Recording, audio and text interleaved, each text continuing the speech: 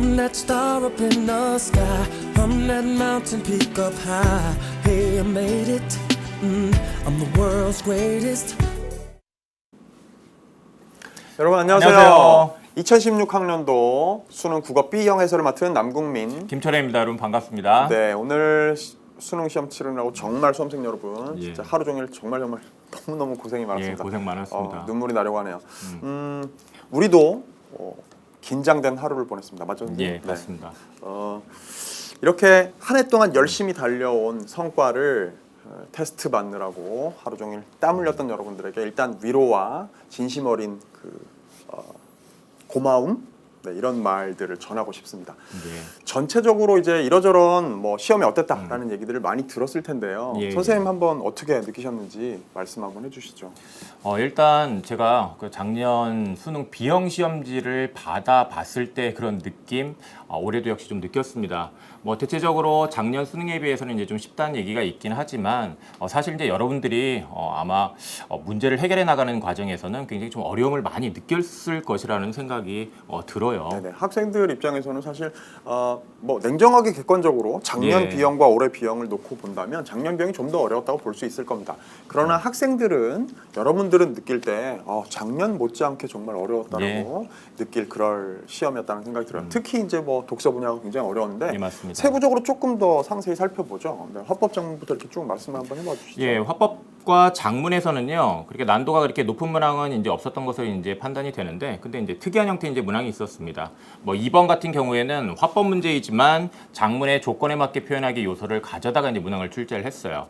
그리고 장문에서는 또 특이하게 그 인터뷰 자료를 글을 쓰는 데 활용할 것을 이제 요구를 했습니다. 자, 그 말은 결국 이제 화법과 장문의 경계가 명확한 것이 아니라 이런 화법과 장문이 좀 이렇게 복합된 형태의 이제 문항들이 이제 출제가 됐다라는 얘기고요. 그런 경향들이 작년부터 그쵸. 조금 있었죠. 있었죠. 네네.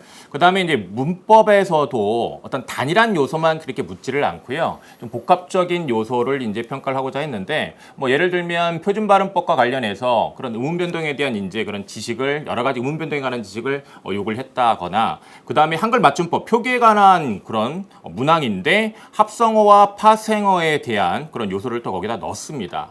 이런 식으로 이제 복합적으로 이제 묻는 문항들이 이제 출제가 됐다라는 점, 이제 문법에서도 이제 특징적이고요. 그러니까 문법이 안 그래도 그쵸. 어려운 과목인데 학생들이 굉장히 당혹스러웠을 겁니다. 예, 그래서 문법에서도 어려움을 겪는 친구들이 꽤 있었을 거예요. 그리고 어쨌든 앞권은 독서죠. 그렇죠. 네네.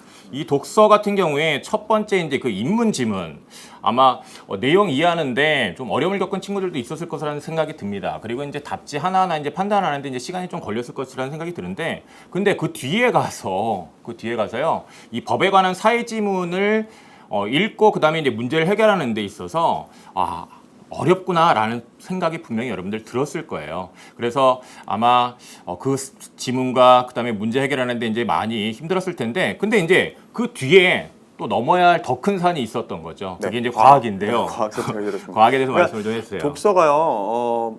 뭐랄까요? 쉼표 하나 찍을 데가 없는 그런 그렇죠. 시험지였습니다. 그러니까 뭔가 쉬어간다라는 느낌이 없는 거죠. 6월 모평 때 우리 이제 같이 해설하면서 이야기했었는데 6월 모평에 왜 예술 지문이 없었잖아요. 그렇죠. 그렇게 인문 사회에 해당하는 지문들을 3개 배치를 하고 그다음 과학 이렇게 4세트가 출제가 되는 방식이 9월에 잠깐 예술이 등장했다가 다시 본수능에서 예술이 사라졌습니다.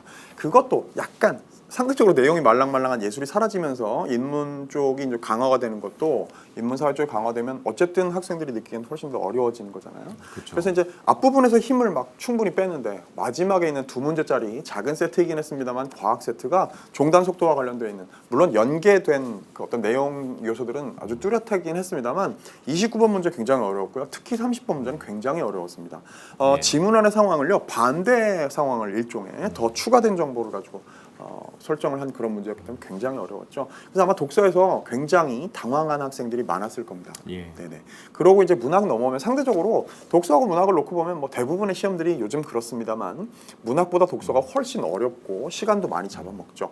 문학은 상대적으로 좀 정답이 선명한, 그래서 이게 정답이구나라고 확증할 수 있는 문제들이 많긴 했습니다. 그러나 6월, 9월 모평에 비하면 조금 이제 상대적으로 여러분들이 느낄 체감 어떤 연계율이랄까요? 이런 것들이 실제 연계율과 달리 체감할 수 있는 연계율이 다소 좀 낮았을 것 같아요.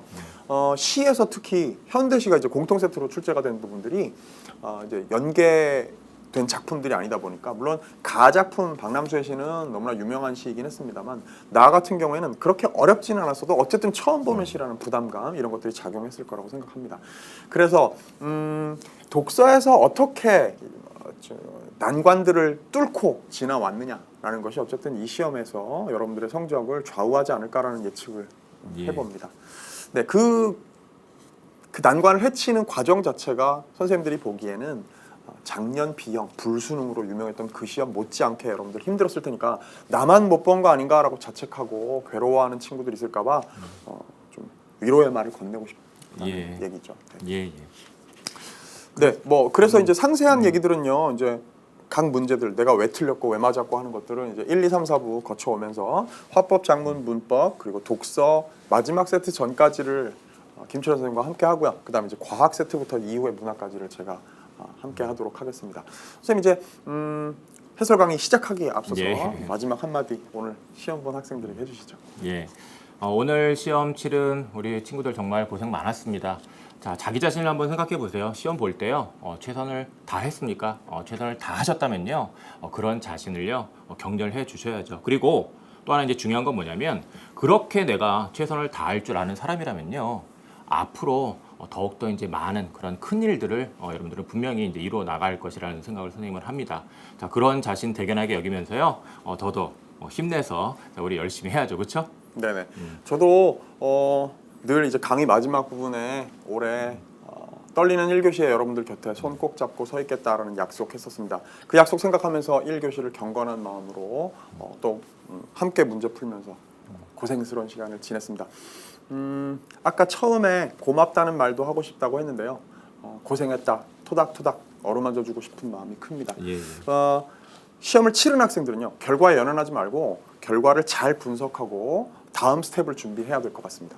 그리고 만일 이제 예비 수험생이 공부의 차원에서 미리 대비하고자 이 강의를 듣는다면 그 학생들은 지금부터 1, 2, 3, 4부를 함께 하면서 이 수능의 문제들에 관한 얘기를 전략들을 자기의 공부 전략으로 삼을 수 있는 그런 알찬 시간을 만들었으면 좋겠습니다. 그렇죠. 자, 1, 2, 3, 4부 계속 이제 달려나가려니까 준비 좀 해야 되겠죠. 화장실 갔다 오고요. 딱 문제집 꺼내놓고요. 1부에서 김철원 선생님이 화법 장문부터 시작하는 알찬 강의로 여러분들을 만나도록 하겠습니다. 잠시만 이따가 만나도록 하죠. 예, 안녕. 안녕.